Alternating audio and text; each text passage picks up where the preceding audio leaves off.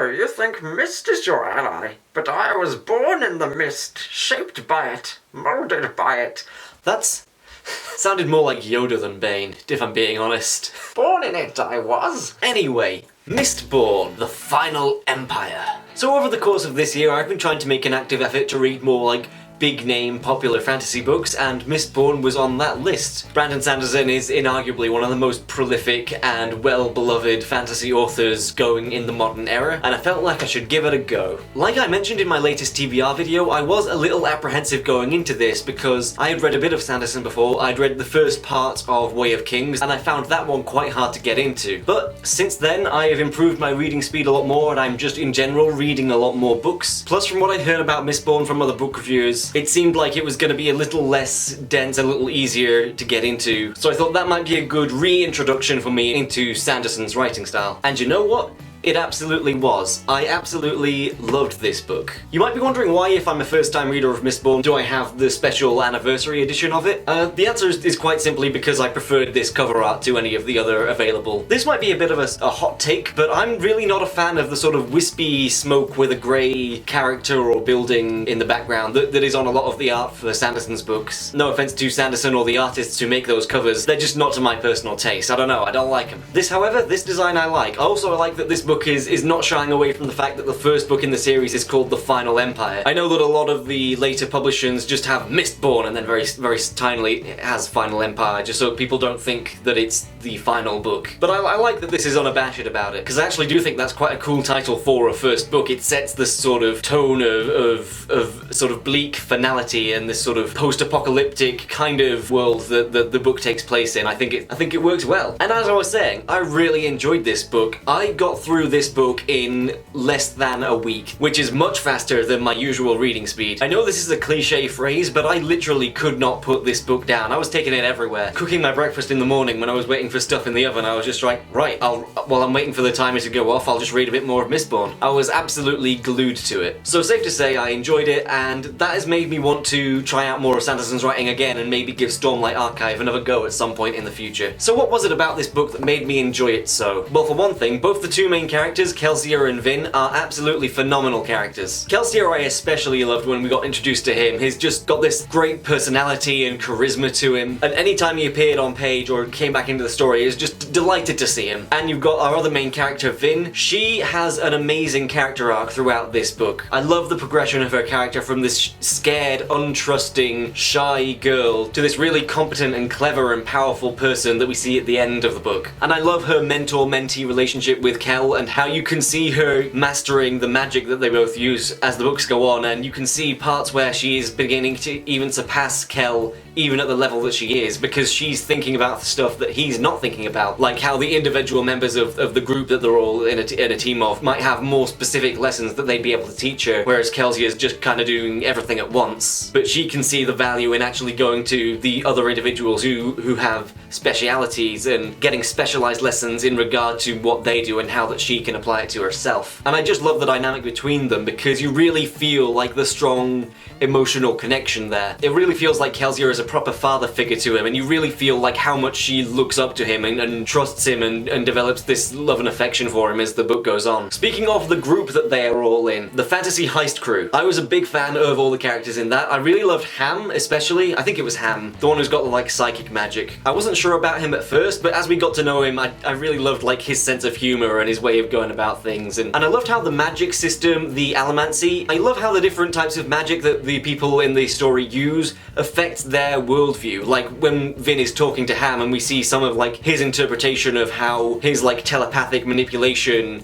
he doesn't see it as a faux pas, he sees it's just the same as doing a big charismatic speech. It's trying to get people on side. I think there's a very interesting like philosophical undertone in like that whole area, and I thought that was really interesting and done really well. And the magic system in general, allomancy, really fascinating and really interesting and cool, and like the rules are set up and described well and clearly, but it never felt like it was an info dump of information as to how the magic works. It was like bits at a time, but that were relevant to what was happening at the time. Obviously quite a lot of this book is Kelsier training Vin into using this magic, so when it comes up during those training sessions it feels natural and not just gratuitous explaining of what the magic system is. But more than anything, the magic system in this book was just just really cool. It really tapped into like my inner child's like fascination and delight at like the whole concept of magic. It just made me want to be able to use allomancy, which is I think what a good magic system should do, whether it's hard magic, soft magic, whatever. If there's magical powers in your book, it should make the reader want to have those powers. Like when I watched X-Men, I was just like, oh, I wish I could teleport or have claws that come out of my hands. Or I grew up with the Tobey Maguire Spider-Man movies, and I am sure that I am not alone in saying that many times throughout my childhood I just put my hands on a wall like, what if? What if I could climb up it? I feel like everyone deep down has like this primal desire to be able to do cool magic stuff. Like who at some point in their childhood hasn't dreamed of being able to fly or shoot lasers out their eyes or, you know, run at super speed and things like that. And the allomancy in Mistborn really tapped into that sense of like, this is so cool and I want to be able to do it. I was reading through the chapters and it just made me want to start taking coins and throwing them and bounding across city skylines. It's just a very cool magic system, and I love the way that explained the way it worked, the way that different metals have different abilities and they also have like counterparts to them, like each power has its own opposite. So yeah, it really tapped into like that childlike sense of wonder within me. It just made me want to be one of the Mistborn. Another character I really loved was Sazed, I think that's how it's pronounced, who is another mentor figure to Vin, and I really like their relationship, how it's a bit more sort of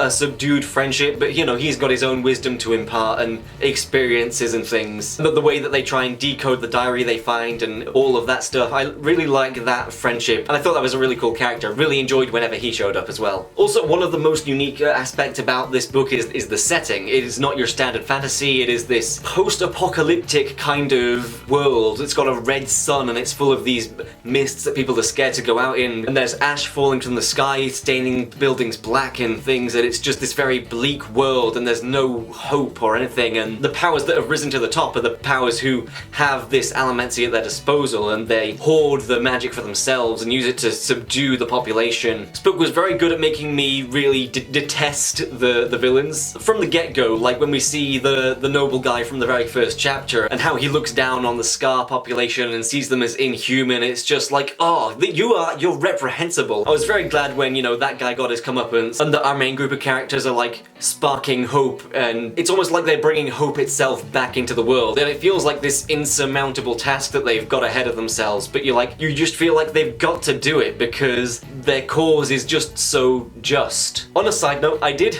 it did take me a while to become accustomed to the fact that Vin and her people are called the Ska, because ska is a genre of music with a lot of trumpets in it. And first sort of half of the book, every time it appeared, I just started hearing Less Than Jake in my head. I was like, oh, the Ska, yeah. I didn't know the specials were in Mistborn. Anyway, that's not really a negative or a positive point. That's just something that made me laugh. Figured I'd share it in the review. But yeah, it definitely felt like they were fighting for a just cause, and you definitely, as a reader, you got behind what they were doing and really feel like the passion and the effort that they need to put into their little organization. I was really cheering them on as the book went on. Another part of the world building that I really liked was the design of the Steel Inquisitors. It is a very strange and unsettling description that we get of these guys who've just got spears through their eyes but are still upright and walking, and like there's this sense of horror about them because we know that they are so powerful, and there's this sense of the unknown about them, like how can they survive with two great spears through their head. And they definitely built up like a very threatening presence throughout the book. They felt almost like a modern counterpart to the Nazgul in Lord of the Rings. There's that same sense of dread whenever they're on screen or in the page, and you're like, oh my god, these guys are here. How are our main characters going to get out of this situation now? The stakes have just been raised so much higher than they were a moment ago. And I just don't think I've ever seen a design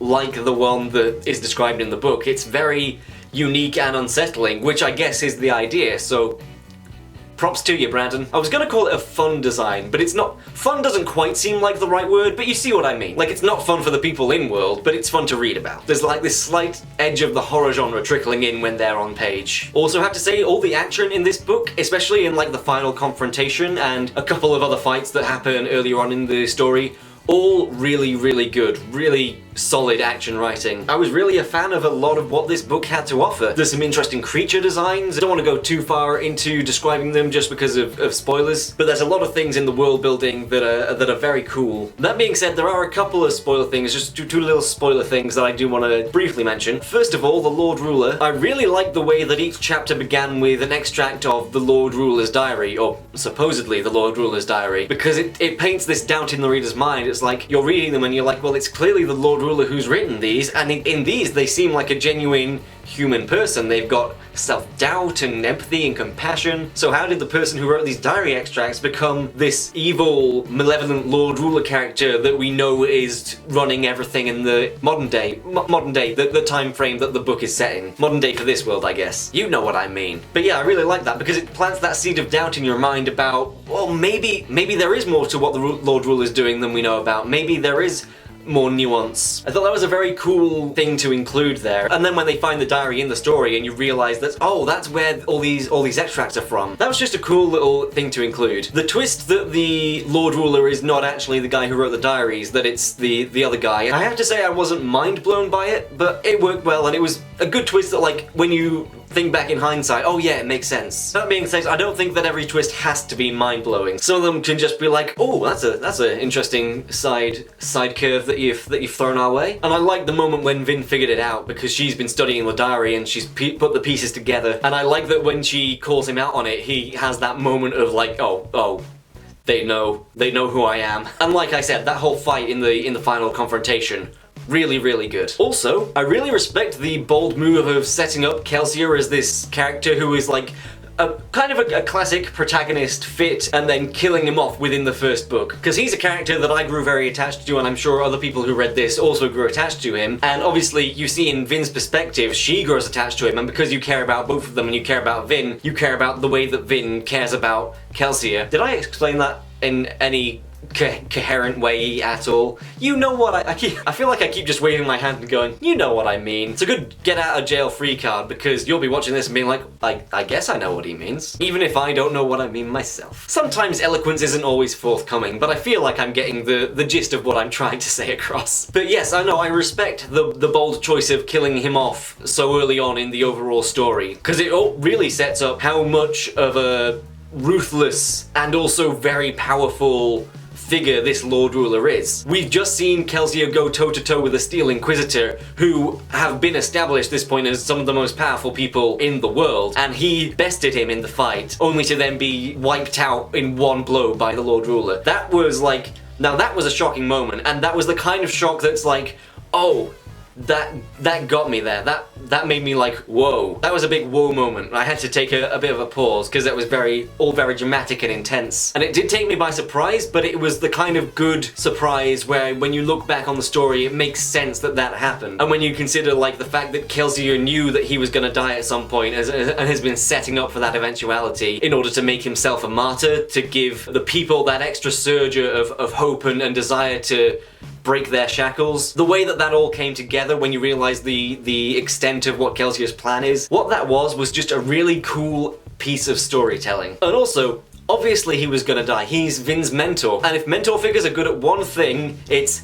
imparting advice. Nope, it's dying so that the mentee gets that final push of inspiration they need. And because we've set up the emotional relationship and bond between Vin and Kelsier throughout most of the book, the impact of that moment just hits really hard, especially because you're watching in Vin's point of view. And like I said before, Vin's character progression, she goes from someone who's really untrusting and not wanting to bond with anyone or make friends, and then she gets to the point where she has such a good, healthy and close relationship with Kelsier that it is devastating to her when he dies. Because she's finally learned to let people in, and now she has to experience the hurt and pain of what letting people in can lead to. And the way that fuels her to go into the final confrontation, I just really love all of that, and I can't wait to see where her character progression goes in the next two books. I'm looking forward to her taking over as like the main character now. Because you know, in this book it's pretty much 50-50 Vin and Kelsier who's the main character. But you know, I love both of them and I am absolutely looking forward to where the characters go in the next couple of books. So Mistborn was a pleasant surprise for me. I was not expecting to like this book as much as I did. I mean, I didn't really know what to expect, but you know, know, now having read it, I can quite confidently call myself a Mistborn fan. I will absolutely be continuing the series. And obviously Kelsier and Vin are standout characters because they're the main characters and we get in their POV a lot. But I also loved all of the side characters. I thought they had good, well-established personalities, especially Ham and Sarzed. I really loved those guys as well. Ham always made me laugh, and Sarzed I thought had a really interesting outlook on the world. So good storytelling, good characters, a really interesting world, and a fun magic system that made me want to throw coins around and just go whee over buildings. And at the end of the day,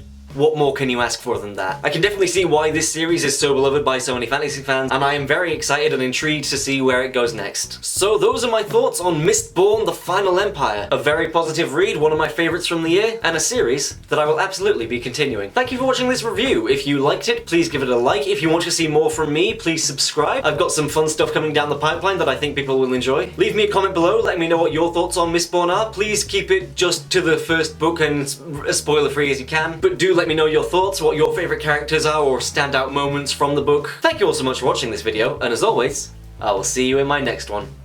Bye bye.